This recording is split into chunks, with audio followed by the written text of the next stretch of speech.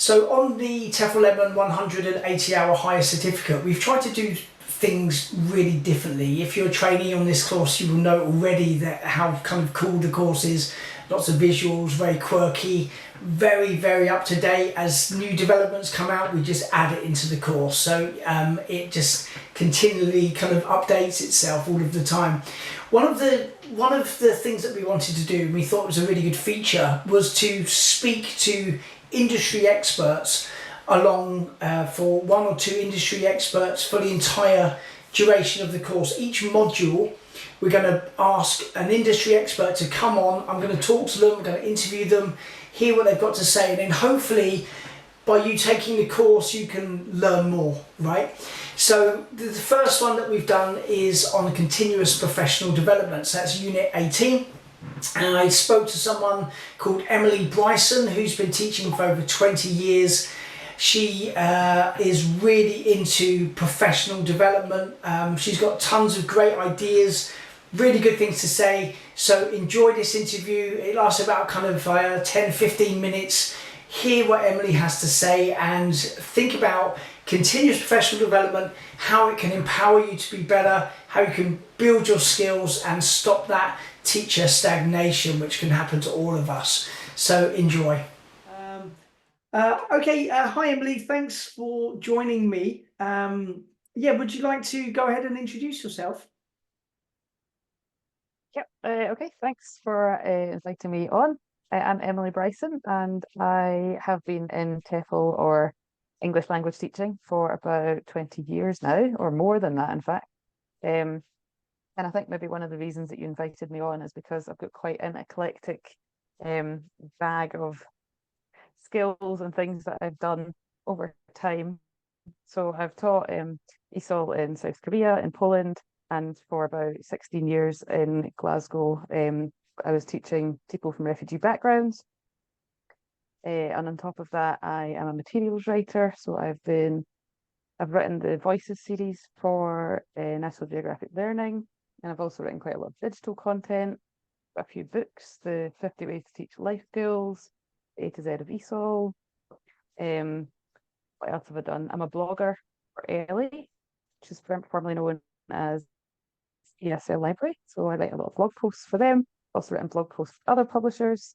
One of my main hats at the moment is visual recording or visual note taking. So, and also teaching other teachers how to use sketchnoting with their classes and to help their own professional development.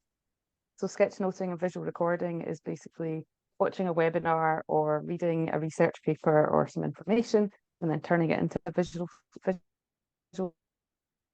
summary. And the benefit of that is that it's much more memorable, the information is more understandable, and actually working through the process of visualizing it helps you remember it and helps you clarify that and understand it better. But yeah, and then there's graphic, so that's graphic recording, and then I'm a graphic facilitator as well, and I teach people how to become graphic facilitators, and that basically involves using simple hand-drawn icons in the classroom to make your whiteboard snazzier, to create really funky graphic organizers, and again, to tell stories using little simple drawings. So I've got lots of courses on that too. There's so much you what can else? get from it, right?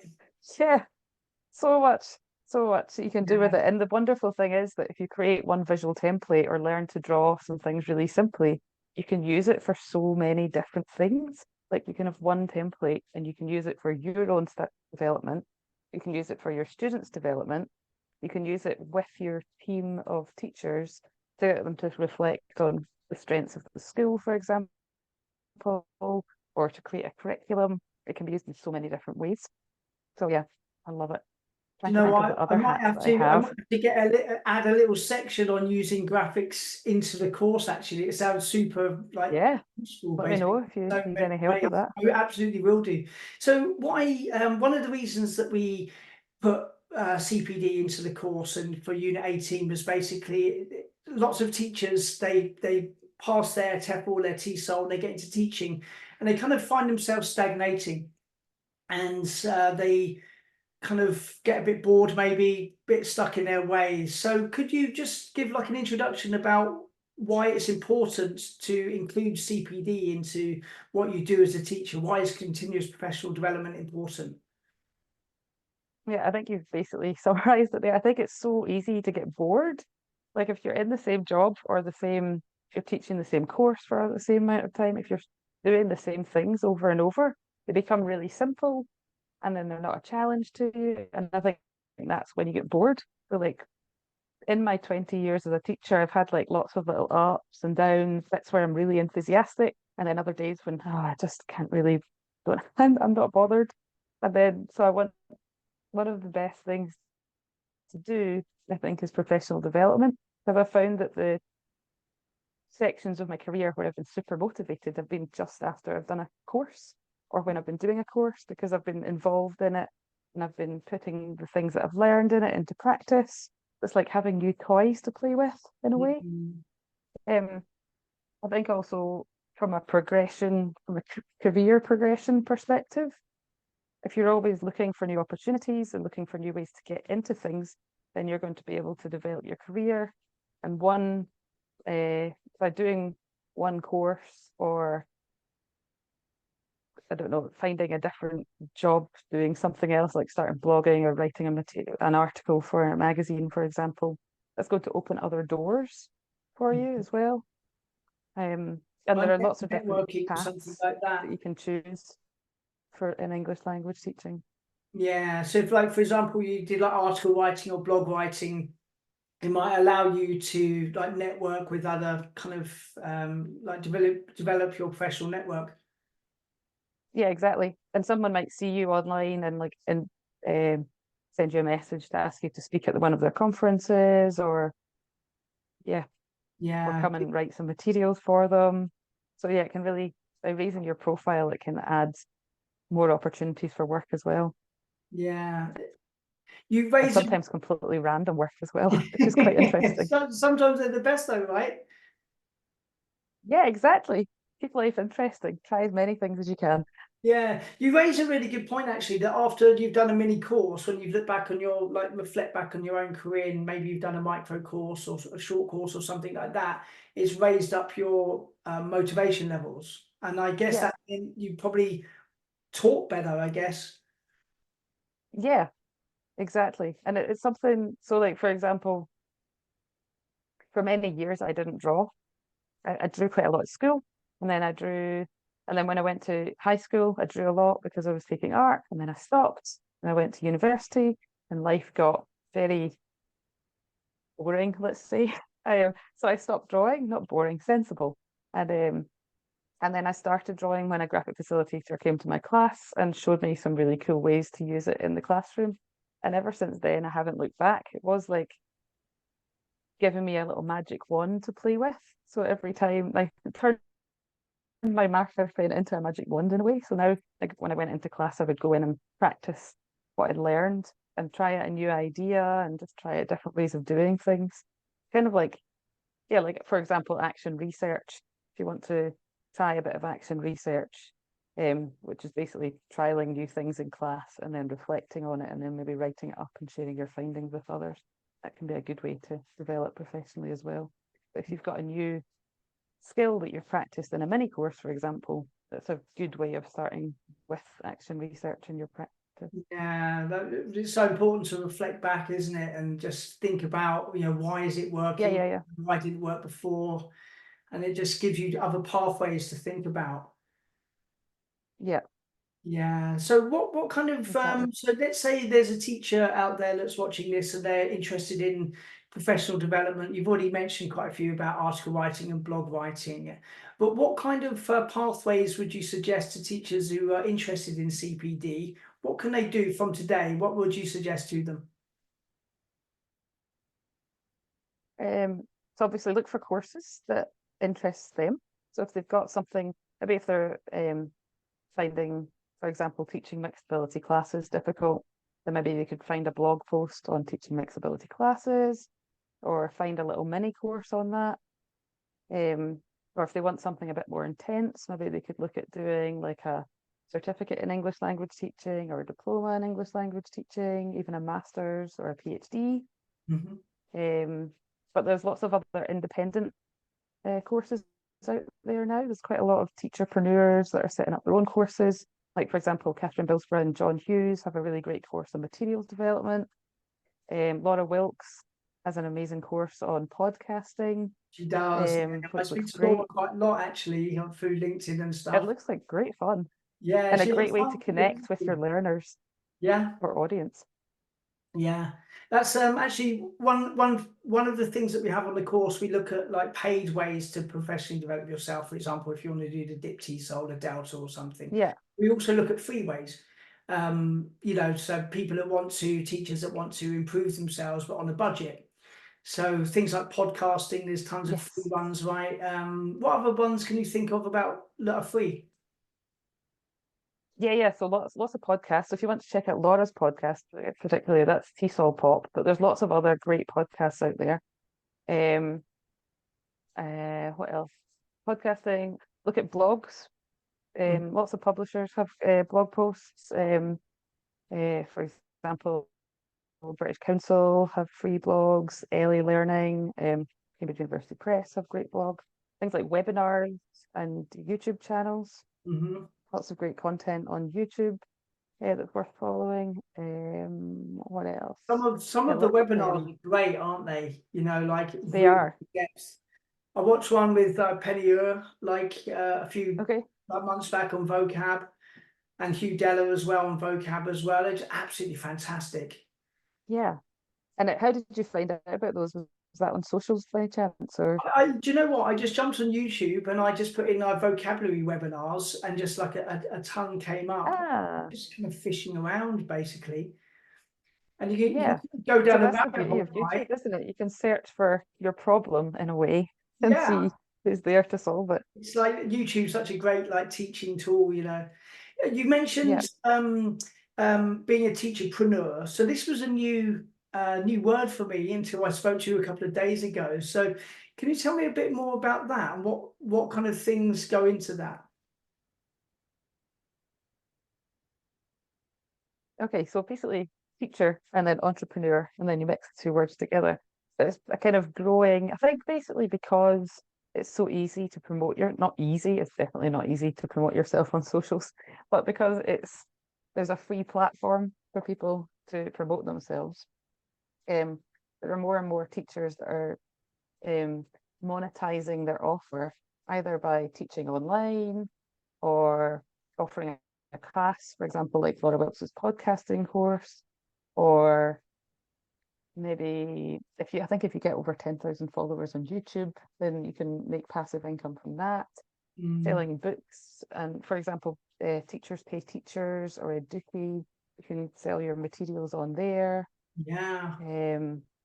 But yeah, there's course like, for example, Ola Kowalska and Rachel Roberts are business coaches who are teacherpreneurs as well, because they were teachers but are now business coaches, and they Yeah. offer coaching services for teacherpreneurs to help them be successful teacherpreneurs. Laura put me on And to Ola actually. She said speak to Ola because she's like great at like giving teachers different ideas about which way they can monetize their skills and kind of well, exactly.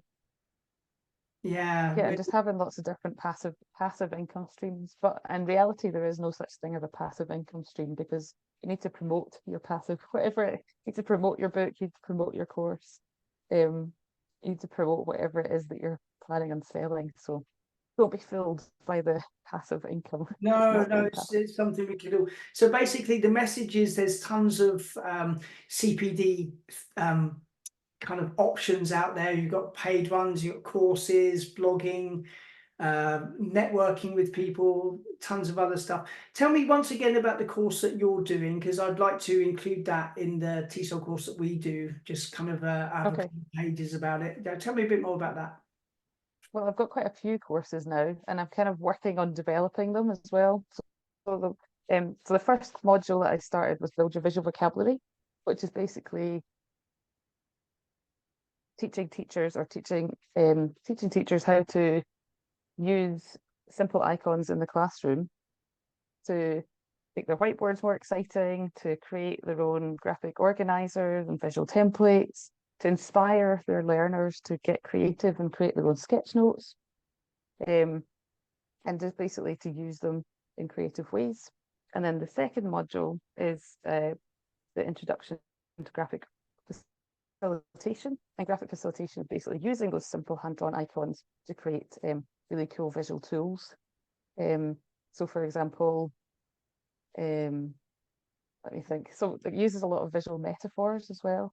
So like, for example, you would draw a flower and then you can use that flower in lots of different ways to think about your confidence, to think about, I've used it for like, for example, spelling. You take like a letter, sorry, you could take like a sound and then put all the different words with that sound around it. So many things. I was it It's your hard to explain without any visuals, actually. no. I'm visualizing it right now. I really can. So I think there was it your one yesterday? I can't remember. It was a doodle, and it Yeah, was basically a river coming out of a mountain. Was it your one? exactly. Yeah, And it yeah, yeah, yeah. asked your students to tell a story, and literally the doodle took like 10 seconds. And Yeah. then my brain started like thinking, well, we could talk about, we could talk metaphorically or like a physical journey students have been on. So many language opportunities. Not just language opportunities, but like I have used that template for that little doodle that takes about 10 seconds to draw. Yeah, It's like an M shape, and then yeah, it can be a road or it can be a river coming out of it, and you can use it to think about goal setting, like where do you want to be? How are you going to get there? You can use it to reflect on a course. Where was I 5 years ago? Where am I now? How was my language 2 months ago? Where is it now? I've used it for teaching narrative tenses. So like the background is past continuous, and then I need to show you this as a visual really. The past simple is past perfect is visualized by a big arrow in front of a smaller arrow to right. show two different actions, and then lots of small actions are in the past as well. That's I so need to show it cool. to you. That no. But yeah, there's And it lots of like really cool ideas like that, which once you've learned them, you can use them again and again.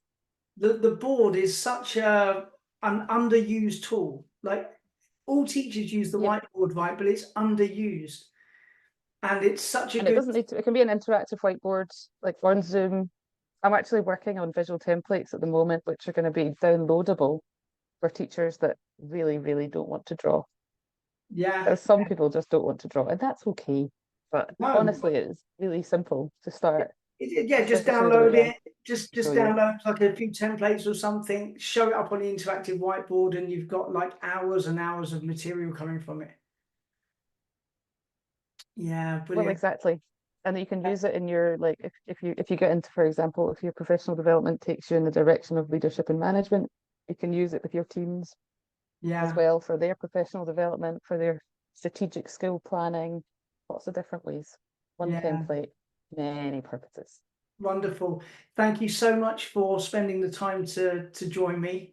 Teachers are going to find this very, very useful. Just You're lastly, very where can welcome. people Thanks for having me find on. you? Where can people find you? How can they get hold of you if they want to speak to you about these courses or just network with you? Okay, so my website is www.emilybrysonelt.com.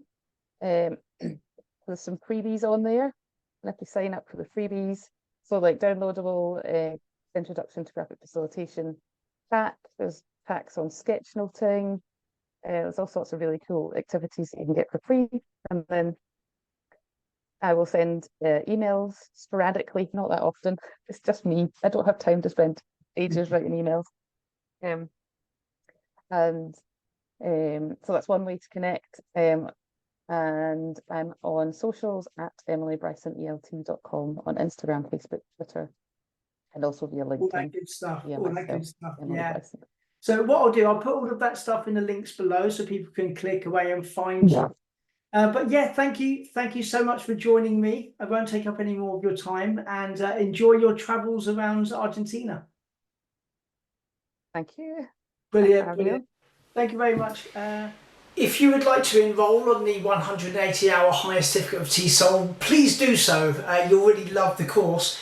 Click the link below. It's TEFLlemoncourses.com.